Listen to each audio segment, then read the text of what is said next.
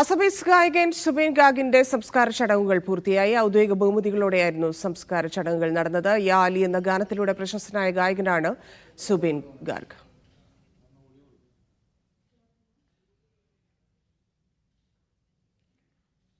News ഡെസ്കിൽ നിന്ന് ഡെൽന ലാസർ ചേരുന്നുണ്ട്. ഡെൽന, വിവരങ്ങൾ.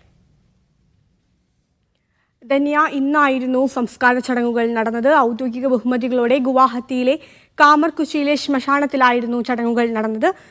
മുഖ്യമന്ത്രി ഹിമാന്ത ബിശ്വ ശർമ്മ, കേന്ദ്രമന്ത്രിമാരായ സർബാനന്ദ സോനോവാൾ, കിരൺ റിജിജു, നിയമസഭാ സ്പീക്കർ തുടങ്ങിയ പ്രമുഖരെല്ലാവരും പങ്കെടുത്തിരുന്നു. അസമിലെ തന്നെ പ്രമുഖ കലാകാരനാണ്. പൗരത്വ ഭേദഗതി പരിഷ്കരണം, ആ സമയത്ത് ഒരുപാട് പ്രൊട്ടസ്റ്റുകൾ, അതിന് മുൻനിരയിൽ തന്നെ ഉണ്ടായിരുന്ന വ്യക്തിയായിരുന്നു സുബിൻ ഗാർഗെ.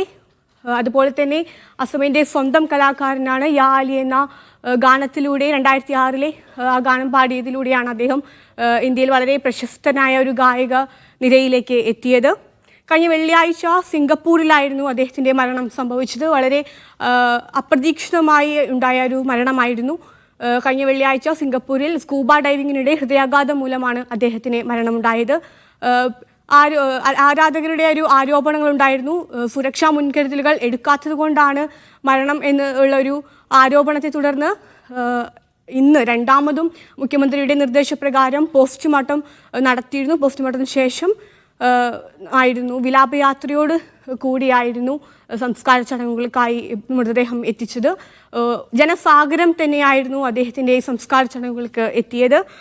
ഒപ്പം തന്നെ ഇദ്ദേഹത്തിൻ്റെ വലിയൊരു ആഗ്രഹമായിരുന്നു താൻ മരിക്കുമ്പോൾ മായാബിനി രതിർ ബുക്കു എന്ന അദ്ദേഹത്തിൻ്റെ പ്രിയപ്പെട്ട ഗാനം കേൾപ്പിക്കണം എന്നുള്ളത്. അത് ഇന്നത്തെ സംസ്കാര ചടങ്ങുകൾക്ക്